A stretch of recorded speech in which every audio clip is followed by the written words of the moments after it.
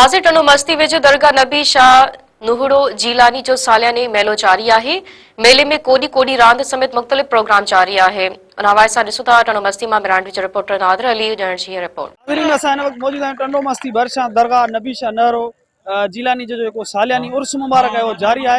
हिते सिंध ऐं पंजाब जो जेको टीमुनि विच में मुक़ाबला भी जारी आहिनि। हिते हज़ारनि जी तादाद में इलाइक़े वासी आहिनि उहे पहुतल आहिनि। अचो त उन हवाले सां हिननि सां ॻाल्हि ॿोल कयूं त छा चवणु आहे। कामिलनि वलियनि जी अमुन वारी प्यार वारी धरती आहे। हिते हज़रत नबी शाह सोनन सिंघान वारे रहमतुल्लाह अलैह जे सालियाने उर्स मुबारक ते पूरे सिंध मां मुख़्तलिफ़ ज़िलनि मां माण्हू अचनि था ऐं सरदार साहिब जन मुहबत सां हितां इज़तूं पाए था वञनि।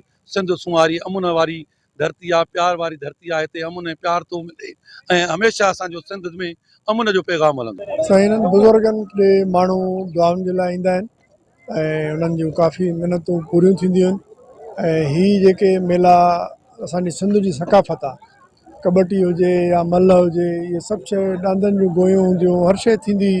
मलाखड़े ते काफ़ी सारा ॾिसो सवें हज़ारे माण्हू अचनि था त उन्हनि जो जेको आहे सो पंहिंजो हिकिड़ो ज़हन चेंज थो थिए। इन करे अहिड़े दौरनि में हीअ थियणु खपनि ऐं सिंध गवर्नमेंट खे बि इहा असां रिक्वेस्ट कंदासीं त महिरबानी करे इन्हनि मलनि जी बि हिम्मत अफ़ज़ाई थिए, इन्हनि खे रोज़गार ॾिनो वञे।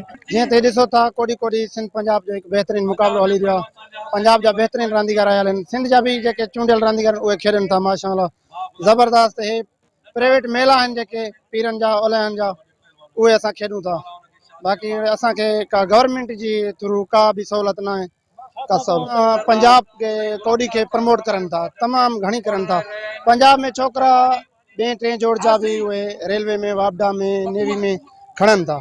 इनके पहिरों चक्कर में पहिरों नंबर मेलो आहे पूरे सिंध में। इन खां वधीक सिंध में का बि वॾो मेलो न आहे। हिन में सरदार, वज़ीर, खान ऐं क़ौम हर क़ौम जा सरदार माण्हू ईंदा आहिनि। जो आहिनि वॾी हे मेलो पहिरें नंबर ते आहे। और जानी खे वठी वियो आहे पप्पू राजपर ऐं वाह वाह थी वई। निकियल न आहे। इन इलाइक़े में मोहबत नफ़रतूं इलाही वधी वियूं आहिनि, क़ौमी झड़ा थी विया। पोइ असांजे वॾनि जी रीति रिवाज सां असां मदीने पाक वियासीं। पोइ इहो ई सोचियो त झेड़नि में कुझु न आहे, मोहबत सां रंग आहे। ऐं वाहिद अलाह जा वली आहिनि जिते मोहबत मिले थी। हीअ वॾो सिंध जो मशहूरु दरगाह आहे हज़रत नबी शाह नुहड़ो, जिते सिंध पंजाब जा पहलवान मशहूरु कबड्डी जा रांदीगर खेॾनि था। ऐं पाकिस्तान खां, सिंध खां, ज़िले जे मुख़्तलिफ़ माण्हुनि खां, हर बिरादरी जा माण्हू हिते गॾिजी मोहबत जो इज़हार कनि था ऐं मोहबत कनि था। ऐं सिंध जा वॾा वॾा मशहूरु रागी भी हिते अचनि था। शुक्रगुज़ार आहियां हाफ़िज़ दोस्तनि जो। हिते मोहबत जो मेलो आहे ऐं हिन मेले में परे परे खां माण्हू सिंध हुजे, पंजाब हुजे, परे परे खां माण्हू अची करे हिते मोहबत जो मेलो ॾिसंदा आहिनि। ऐं हिते जेकी मशहूरु जेकी रांदि आहे उहा आहे कबड्डी। सफ़ा वीवीआईपी सिंध पंजाब मुक़ाबिलो लॻो पियो आहे। सफ़ा बहितरीनु मज़ो आहे हिते। खान बोतार बि आयल आहिनि, सफ़ा ईमानदारी सां वीआईपी मज़ो। घणनि सालनि मोड़ी खेॾो था रांदि हिते? हिते मुंहिंजो त पहिरियों चक्कर आहे हिते आया हूं। बाक़ी सीनियर असांजा रांदीगर सॼी उमिरि हिते खेॾनि। छा था मुतालबो तव्हां गवर्नमेंट खां वग़ैरह वज़ीफ़ो गवर्नमेंट जी सहूलियत कोन्हे। गवर्नमेंट जी सहूलियत कोन्हे। मुतालबो इहा त पैकेज ॾिनो वञे हर रांदीगर खे। सिंध में रांदीगर पैकेज नथो ॾिनो वञे, नौकरी नथी ॾिनी वञे। इन करे रांदीगर नथा वधनि।